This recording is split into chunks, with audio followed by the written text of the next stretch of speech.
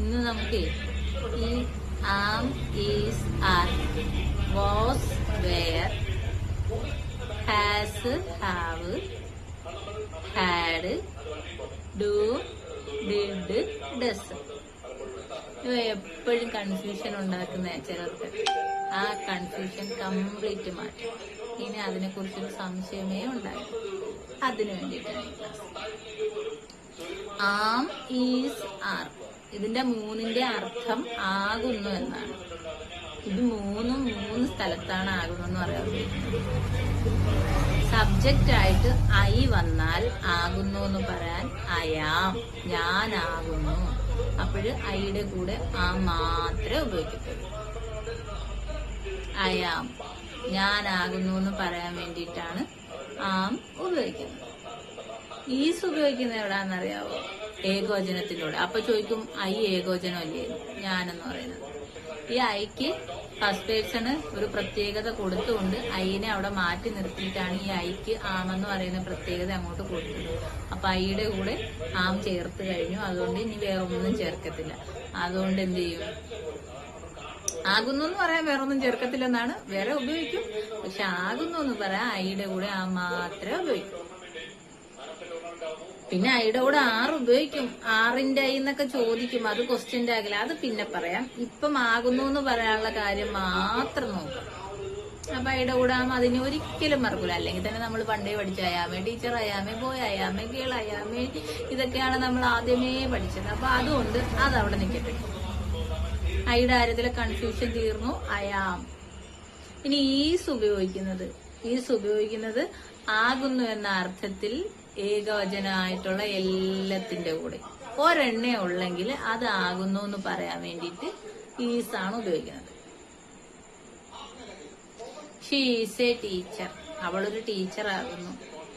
This is A pen, ഇതൊരു പേനയാകുന്നു. That is A car, അതൊരു കാറാകുന്നു. ആകുന്നു, ഇതെല്ലാം സബ്ജക്റ്റ് ഏകവചനം വന്നത്.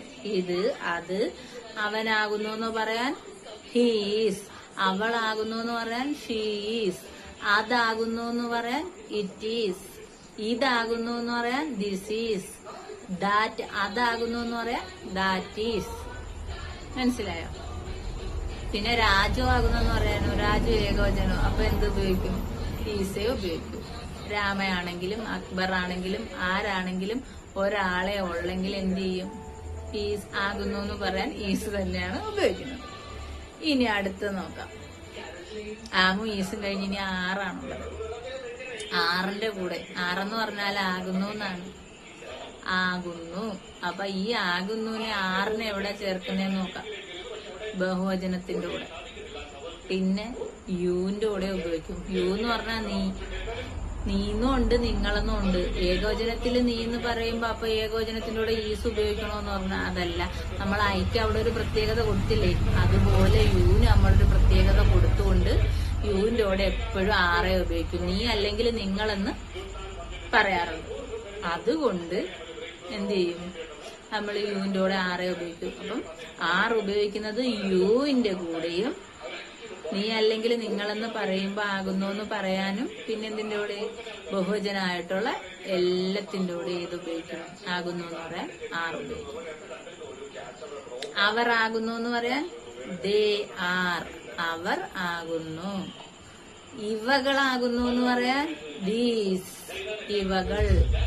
These are cats. ഇതൊക്കെ നമ്മൾ കൊച്ചിലേ പഠിച്ച. ഇവയെല്ലാം പൂച്ചകളാണ്.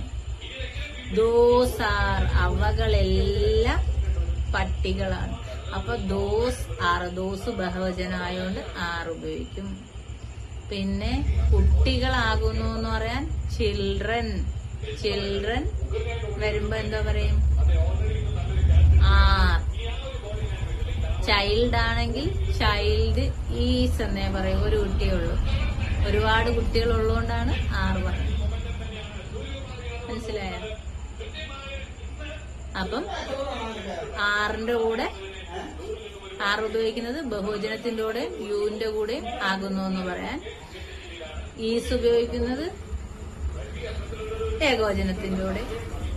ആം ഉപയോഗിക്കുന്നത് ഐയുടെ കൂടെ. അപ്പം ആം ഈ സാറും തമ്മിലുള്ള ആ ഒരു വ്യത്യാസം എവിടെയൊക്കെ ഉപയോഗിക്കുന്നത് കംപ്ലീറ്റ് ആയിട്ട് മാറിയല്ലോ. ഇനി തെറ്റത്തില്ലല്ലോ.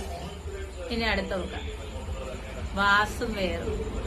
ഈ ഹാസിന്റെ ഹാവിന്റെയും പാസ്റ്റ് ആണ്, കഴിഞ്ഞ രൂപമാണ്. ആയിരുന്നു എന്ന് പറയാൻ ഉപയോഗിക്കുന്നതാണ് വോസും വേറും. വാസ് അപ്പൊ എവിടെ ഉപയോഗിക്കും? ഏകവചനത്തിന്റെ കൂടെ. വേറെപ്പ എവിടെ ഉപയോഗിക്കും? ബഹുവചനത്തിന്റെ കൂടെ. ഇവിടെ ഒരു കാര്യമുണ്ട്. ഇവിടെ ഇല്ല ഐയുടെ കൂടെ ആം ഉപയോഗിക്കുന്നതാണെങ്കിൽ പ്രത്യേകിച്ചൊന്നും ഉപയോഗിക്കാറില്ല. ഐ വോസ് ആയിരുന്നു. ഏകവചനത്തിന്റെ കൂടെ വാസും ബഹുവചനത്തിന്റെ കൂടെ വേറെ. മനസ്സിലായോ? പിന്നെ യുവിന്റെ കൂടെ വേറെ ഉപയോഗിക്കും. അപ്പോഴും നമ്മൾ പറഞ്ഞ് ഐയുടെ കൂടെ വാസ് ഉപയോഗിക്കുന്നു. പക്ഷെ ഐയുടെ കൂടെ വേറെ ഉപയോഗിക്കുന്ന ഒരു സ്ഥലമുണ്ട്. എവിടാന്നറിയോ? ഇഫ് വരുന്നു. അത് നമുക്ക് പിന്നെ വിശാലമായിട്ട് പഠിക്കാം. ഇപ്പൊ 2-3 ഉദാഹരണം പറയാം. ഇഫ് ക്ലോസ് വരുമ്പോ ഇഫ് പറയുമ്പോ എങ്കിലെന്ന് പറയുമ്പോ ആയിരുന്നെങ്കിൽ.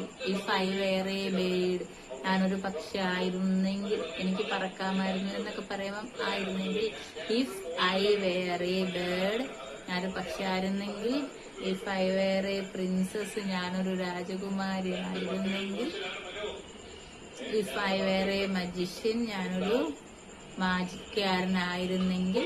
അങ്ങനെയൊക്കെ പറയുമ്പോ ഐയുടെ കൂടെ ഇഫ് വരുന്നിടത്ത് വേറെ ഉപയോഗിക്കും. അത് പിന്നെ പഠിക്കാം. നമ്മളിപ്പം ഹെൽപ്പിംഗ് വെർബ് ആകുന്നു എന്ന് പറയുന്ന കാര്യത്തിൽ ആയിരുന്നു പറയുന്ന കാര്യമാണ് പറഞ്ഞത്. അപ്പം വാസും വേറെ ഉപയോഗിച്ച കാര്യം പറഞ്ഞു. ഇനി നമുക്ക് അപ്പം വാസും വേറിന്റെ സംശയം തീർന്നേ. യുവിന്റെ കൂടെ യു ഏകവചനമായിട്ട് ഉപയോഗിച്ചാലും ബഹുവചനമായിട്ട് ഉപയോഗിച്ചാലും വേർ ആയിരുന്നു എന്ന് പറയാൻ വേറാണ് ഉപയോഗിക്കുന്നത്. ഇനി നമുക്ക് നോക്കാം അടുത്തത്. Has, have, had. ഹാസും ഹാവിന്റെ അർത്ഥം എന്തുവാ? ഉണ്ട്. ഇപ്പൊ ഹാസ് ഉപയോഗിക്കുന്നത് ഏകവചനത്തിന്റെ കൂടെ മാത്രം. ആകുന്നു ഉണ്ടെന്ന് പറയാൻ ഏകവചനത്തിന്റെ കൂടെ ഉണ്ടെന്ന് പറയാൻ ഹാസ് ഉപയോഗിക്കും. അവിടെയും ഐക്കൊരു ഒഴിവുണ്ട്. ഐയുടെ കൂടെ ഹാസ് ഉപയോഗിക്കില്ല. I have, have. അപ്പം ഹാവ് ബഹുവചനത്തിന്റെ കൂടെയും ഐയുടെ കൂടെയും. ഐ, യു, പിന്നെ ബഹുവചനം. ഏത് സബ്ജക്ട് വന്നാലും ബഹുവചനമായിട്ട് വന്നാലും ഏത് ഉപയോഗിക്കും? ഹാവ് ഉപയോഗിക്കും. അപ്പം ഹി ഹാസ് അവനുണ്ട്. ഷീ ഹാസ് അവൾക്കുണ്ട്. ഇറ്റ് ഹാസ് അതിനുണ്ട്. രാജു ഹാസ് രാജുവിനുണ്ട്. രാധ ഹാസ് രാധയ്ക്കുണ്ട്. അതേസമയം എനിക്കുണ്ടെന്ന് പറയാൻ ഐ ഹാവ്, എനിക്കുണ്ട്. ദേ ഹാവ് അവർക്കുണ്ട്. പിന്നെ ബഹുവചനമായിട്ട് വരുന്ന ഏത് സബ്ജക്റ്റ് വന്നാലും ഉണ്ടെന്ന് പറയാൻ ഹാവ്. മനസ്സിലായി? അപ്പം ഐ, യു, ബഹുവചനമായിട്ടുള്ള ഏത് സബ്ജക്റ്റ് ഉപയോഗിച്ചാലും ഹാവും. ഏകവചനത്തിന്റെ കൂടെ ഐ ഒഴികെ ഐയും യു ഒഴികെയുള്ള ഏത് ഏകവചനം വന്നാലും ഹാസും. അപ്പൊ ആ സംശയവും കറക്റ്റ് കംപ്ലീറ്റ് ഫുള്ളായിട്ട് തീർന്നേ. ഇനി ഹാഡ്. ഹാഡിന്റെ കൂടെ ഒന്നും നോക്കണ്ട. സബ്ജക്ട് ഏതാണെന്നൊന്നും നോക്കണ്ട. ഏകവചനായാലും ബഹുവചനായാലും ഐ ആയാലും യു ആയാലും വി ആയാലും ഏതായാലും ഹാഡ് തന്നെയാണ് ഉപയോഗിക്കുന്നത്. ഹാഡ് എന്ന് പറഞ്ഞാൽ ഉണ്ടായിരുന്നു എന്ന് പറയാനാണ് ഹാഡ് ഉപയോഗിക്കുന്നത്. ഉണ്ടെന്ന് പറയാൻ ഹാസും ഹാവും. അപ്പം am, is, are, was, were, has, have, had. ഇത്രയായി. ഇനി നമുക്ക് ഡൂവും ഡസും ഡിഡും നോക്കാം. അതെങ്ങനാന്ന് വെച്ചാലേ സഹായക ക്രിയ ആയിട്ടല്ല വരുന്നത്.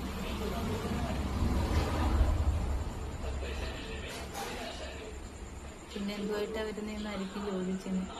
അത് ഡൂ വരുമ്പോഴും ചിലയിടത്ത് ഡൂ ഉപയോഗിക്കും, ചിലയിടത്ത് ഡസ് ഉപയോഗിക്കും, ചിലയിടത്ത് ഡിഡ് ഉപയോഗിക്കും. അതെങ്ങനെയാണെന്നാ നോക്കാം. ഇപ്പൊ നമുക്ക് നോക്കാം. ഇപ്പൊ ഞാനൊരു കാര്യം പറയാം.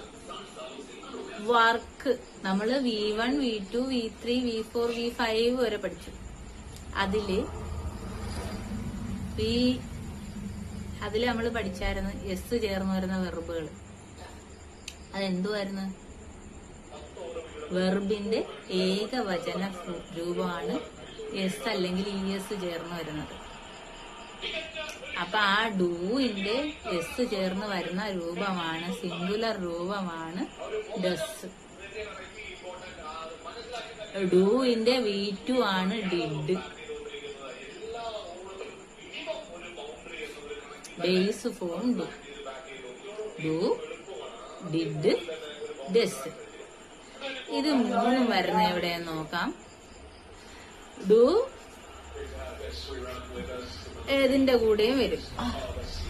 ഈ നിയമം വരുന്നത്, ഡസ് വരുന്നത് മാത്രം ആലോചിച്ചാൽ മതി. വെർബിന്റെ എസ് അല്ലെങ്കിൽ ES ഫോം വരുന്നത് സിമ്പിൾ പ്രസന്റ് ടെൻസിൽ മാത്രമാണ് വരുന്നത്. അത് ഉപയോഗിക്കുന്നത് സബ്ജക്റ്റ് ആയിട്ട് തേർഡ് പേഴ്സൺ സിംഗുലർ ആയിട്ടുള്ള. തേർഡ് പേഴ്സൺ എന്ന് പറഞ്ഞാൽ നമ്മൾ പഠിച്ചിട്ടുണ്ട്, എന്നാലും ഒന്നും കൂടെ നോക്കാം. മൂന്നാമൻ, ഞാനും അല്ല, നമ്മളും അല്ല, നീയും അല്ല, നിങ്ങളും അല്ല. അതല്ലാതെ വരുന്ന മൂന്നാമൻ, അവൻ, അവൾ, മറ്റുള്ള ആരും ആയിക്കോട്ടെ. അവര് ഏകവചനമായിട്ട്, അവരില് ഞാനും അല്ല, നിങ്ങളും അല്ല, മറ്റൊരാള്, മൂന്നാമൻ. മൂന്നാമനില് ഏകവചനമായിട്ട് സബ്ജക്ട് വന്നാൽ അതായിരിക്കുക ഹി, അവൻ, അവൾ, അത്, പിന്നെ എല്ലാ നാമങ്ങളും ഏകവചനമായിട്ട് വരണം. ഇത് ഇത്രയും വന്ന ഈ 4 പേര് സബ്ജക്റ്റ് ആയിട്ട് വന്നു കഴിഞ്ഞാൽ വെർബിന്റെ സിംഗുലർ ഫോമേ ഉപയോഗിക്കും. അങ്ങനെ വരുമ്പം എസ് അല്ലെങ്കിൽ ES ചേർന്ന രൂപ ഉപയോഗിക്കും.